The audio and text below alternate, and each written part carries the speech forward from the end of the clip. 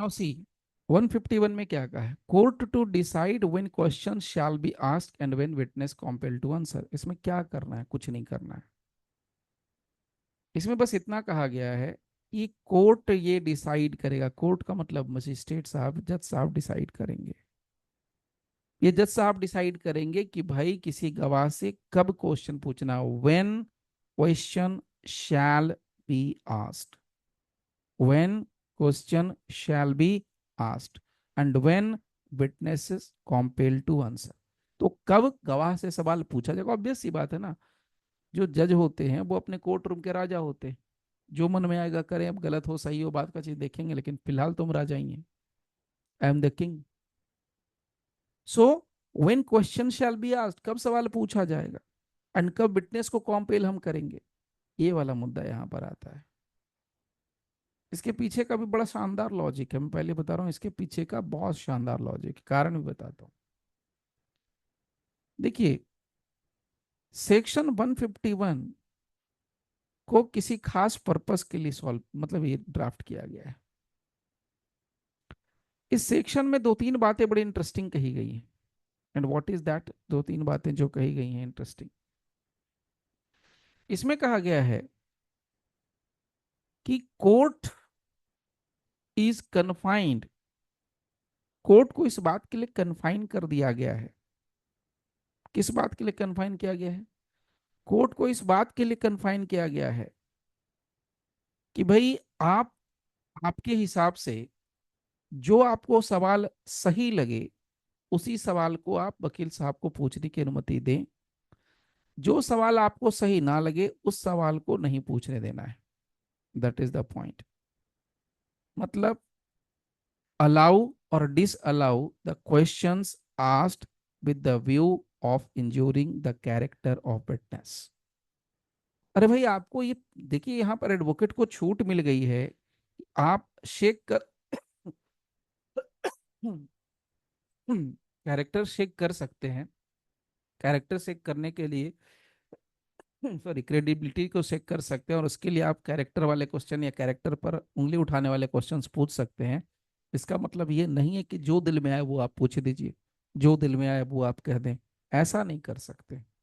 आपको कब पूछना है, क्या पूछना है, कितना पूछना है, वो पता होना चाहिए।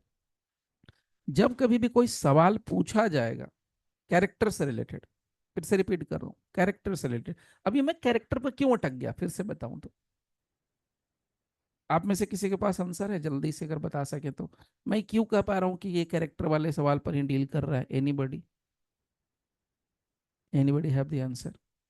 ये कैरेक्टर वाले पार्ट पर ही है 151, कैसे, जल्दी से, any idea, no idea. Answer आप सबके सामने है, सर सब यहाँ तो हाँ। लिखा है ऊपर सर। क्या लिखा है, character, sir affect the credit of the witness by injuring his character। Okay, वो तो तो लिखा है लिखा ही है, relevant to ठीक the है। suit of proceeding। हम्म। और उसके पहले भी लिखा है, आप वहां से पकड़िए, यहाँ पर लिखा है ना सच क्वेश्चन, मैंने भी अभी भी कहा सच क्वेश्चन। ये कैरेक्टर तो खैर आपको सामने से दिख रहा है, लेकिन इसको भी आप लेंगे तो वही निकल के आएगा। इसको कनेक्ट करेंगे 150 से, 150 को कनेक्ट करेंगे 149 के क्लोज नंबर सी से। क्लियर। सो नाउ जब भी ऐसे ऐसे कोई क्वेश्चन पूछा जाएगा मियरली फॉर द पर्पस और injuring the character of a witness, तो कोर्ट इज टू डिसाइड कि whether the witness may be compelled और नॉट टू आंसर इट। मतलब आप एक विटनेस हैं, सॉरी आप वकील हैं, विटनेस से सवाल आपने पूछ लिया, गवाह या विटनेस आंसर देगा या नहीं देगा, उसको विवश किया जाएगा नहीं किया जाएगा, इसके लिए जज साहब ऑथोराइज्ड हैं। जज साहब अगर कहेंगे उसको जवाब देने के लिए तो वो देगा, नहीं कहेंगे तो नहीं देगा। मतलब समझ में आ रही बात। 137 भी एक तरीके से फेल कर रहा है। 137 कहता है कि आप विवश करो, आप विवश कर सकते हो, नो डाउट, लेकिन it is to decided by home, it is to decided by the court itself कि हाँ कब विवश करना है। आपने सवाल पूछ दिया कैरेक्टर वाले क्वेश्चन, उसके चरित्र के ऊपर उंगली उठा दी, चरित्रहीनता वाले क्वेश्चंस पूछ लिया, पूछिए, लेकिन आपको पूछने का परमिशन है। वकील को सिर्फ पूछने का परमिशन है, आंसर देगा कि नहीं देगा ये डिसाइड करने का काम कोर्ट का है, ये डिसाइड करने का काम जज का है। ये यहां पर एकदम क्रिस्टल क्लियर मैसेज दिया है। ओके, नाउ देखिए, अब इसको जरा सा अच्छे से समझ लेते हैं जल्दी में। कुछ नहीं है, बहुत सीधी सी बात है। If any such question relates to a matter not relevant to the suit, साफ साफ यहां पर इन्होंने लिखा है कि अगर आप कोई क्वेश्चन पूछ रहे हैं एज ए वकील, एज एडवोकेट क्रॉस एग्जामिनेशन में, but that question is not relevant, आप उसका कनेक्शन बताना पड़ेगा। एज ए लॉयर आप पूछ रहे, एडवर्स पार्टी के लॉयर हैं, आपको ये कनेक्शन दिखाना पड़ेगा कि भाई आप जो सवाल पूछे उसका कनेक्शन क्या है, what is the connection, where is the connection. if you are not able to show the connection between the question and the case in hand, तो बड़ा मुश्किल काम है। ये जो बयान दिया गया उसमें और जो आप सवाल पूछ रहे हो उसमें कोई कनेक्शन नहीं है, तो फिर आपको आंसर देने के लिए बाध्य नहीं कर, मतलब कोर्ट जो है उसको आंसर देने के लिए बाध्य नहीं कर सकती है। सो यहाँ पर कहा गया, the court shall decide whether और not the witness shall be compelled to answer it and may if it thinks fit warn the witness. देखिए वार्न लिखा है, मतलब चेतावनी, गवाह को चेतावनी दी जाएगी that he is not oblige to answer it, कि भाई तुम आंसर देने के लिए बाध्य नहीं हो, ऐसा हमारे सो कॉल्ड जज साहब कर सकते हैं। तो ये किसके लिए है, सिर्फ कोर्ट के लिए है, और कोर्ट के पास ऐसा पावर है। अब उसमें कोर्ट क्या क्या कर सकती है, तो ये कंसिडरेशन में चार चीजें आती हैं। यहाँ साफ साफ लिखा है, इन एक्सरसाइजिंग इट्स डिस्क्रेशन, अपना विवेक का इस्तेमाल करते वक्त the court shell have regard to the following considerations, namely, now what is that, अगर जो सवाल पूछे गए हैं वो तो पहले से पता है कि कैरेक्टरलेस, मतलब कैरेक्टर पर अटैक करने वाले क्वेश्चंस हैं, तो उसी को कह रहा है सच क्वेश्चंस आर प्रॉपर। अगर जो सवाल पूछे गए वो प्रॉपर हैं, सही हैं, उसका जवाब उसको देना पड़ेगा। यदि they are of such a nature, उससे सच का पता चलता हो, that the truth of the imputation conveyed by them would seriously affect the opinion of the court. जैसे एक मूवी थी, मूवी का नाम तो मुझे ध्यान नहीं है, उसमें अमिताभ बच्चन साहब थे, और बड़े फेमस मूवी है शायद, आई थिंक पिंक है या कोई और है पता नहीं, अमिताभ बच्चन साहब ने एडवोकेट का रोल अदा किया है। उसमें एक महिला इंस्पेक्टर होती है, सब इंस्पेक्टर, जो कि आईओ होती है उस केस,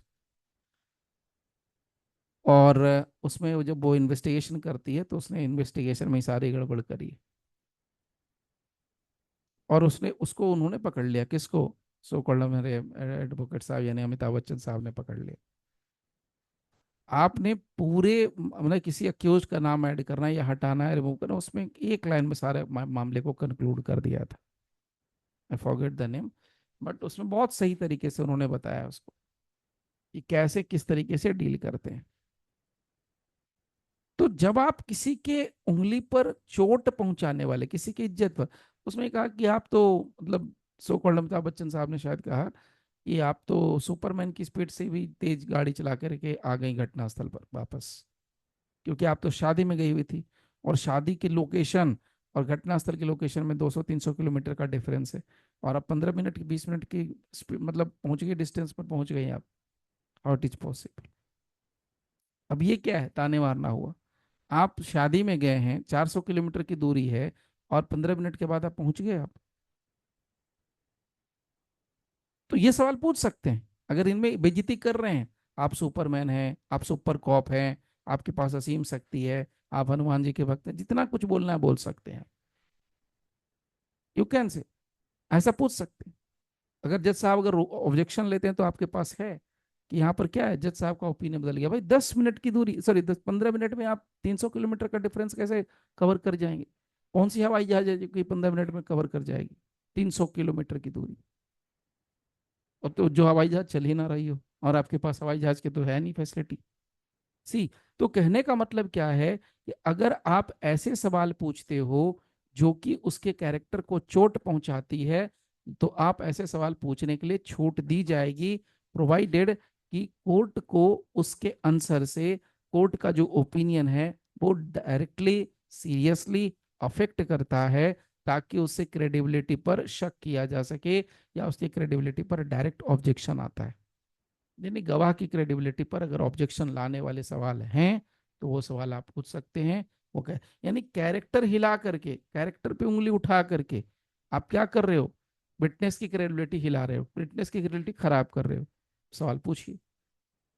दूसरा, सच क्वेश्चंस आर इम्प्रोपर, यहां पर कहा है प्रॉपर और यहां कह रहे हैं इम्प्रोपर। तो ऐसे सवाल इम्प्रोपर है, यानी आप यहां पर सवाल नहीं पूछ सकते। यहां पर कहते हैं पूछ सकते, इसको जरूर आप हाईलाइट कर लेना अपने बेयर एक्ट। ये सवाल आप नहीं पूछ सकते यदि आप यहां पर क्या कर रहे हैं, of such a character that the truth of the imputation would not affect. अगर कोर्ट के ओपिनियन पर कोई फर्क नहीं पड़ता है सवाल पूछने के बाद, तो आप ऐसे सवाल नहीं पूछ सकते। यहां पर क्या कहता है, कोर्ट के ओपिनियन पर अफेक्ट पड़ता है, affect the opinion of the court. और यहाँ साफ साफ कहता है यहाँ पर कोई अफेक्ट नहीं पड़ता है। Okay, now see, not affect or would affect in a slight degree the opinion of the court as to the credibility of the witness। तीसरा, सच क्वेश्चंस आर इम्प्रोपर, ऐसे सवाल आपको नहीं पूछने हैं। इम्प्रोपर सवाल, यदि there is a great disproportion between the importance of the imputation made against the witness's character and the importance of his evidence। साफ सुथरा कहता है कि आप ऐसे सवाल नहीं पूछ सकते, ये इम्प्रोपर सवाल होंगे यदि डिसप्रोपोर्शन दिखता है सवाल के इंपॉर्टेंस में, और जो आप इम्प्यूटेशन लांछन लगाना उसके ऊपर आप लगा रहे हो, कैरेक्टर के ऊपर, तो उसमें। और लास्ट पॉइंट कहता है द कोर्ट में इफ इट्स इज फिट, अगर कोर्ट को सही लगता है, draw from the witnesses refusal to answer the inference, अनुमान, that the answer if given would be unfavourable. तो लास्ट ऑप्शन में भी कहा कि कोर्ट यहाँ पर देख सकती है कि जो विटनेस का अगर रिफ्यूजल हुआ, क्वेश्चन का आंसर देने में मना करता है, तो जो अनुमान होगा द आंसर इफ गिवन वो अनफेवरेबल हो सकता है। तो यहाँ पर ये सारे ऑप्शंस खुले हुए हैं। मतलब मैं सीधे एक लाइन में अगर आपको कंक्लूड कर दूं तो 151 कोर्ट को राजा की तरह पावर दे रहा है, लेकिन आपको इस बात का ध्यान रखना होगा कि आप कोई सवाल अगर पूछा गया है एडवोकेट की तरफ से, तो गवाह को प्रोटेक्ट करना है, विटनेस को प्रोटेक्ट करना है। विटनेस को इस तरीके से प्रोटेक्ट करना है कि विटनेस कौन सा क्वेश्चन का आंसर देगा, कौन से क्वेश्चन का आंसर नहीं देगा। तो कौन से क्वेश्चन का आंसर देगा वो आपको सीधा है, अगर आपके ओपिनियन को अफेक्ट करता है, आपके ओपिनियन पर प्रभाव डालता है, तो वो सवाल पूछ सकते हैं। नहीं डालता है प्रभाव तो आप वो सवाल नहीं पूछ सकते या पूछने के लिए बाध्य नहीं कर सकते हैं। ये सीधा सा फंडा है। ओके, चलिए इसको यहां पर करते हैं फिलहाल स्टॉप।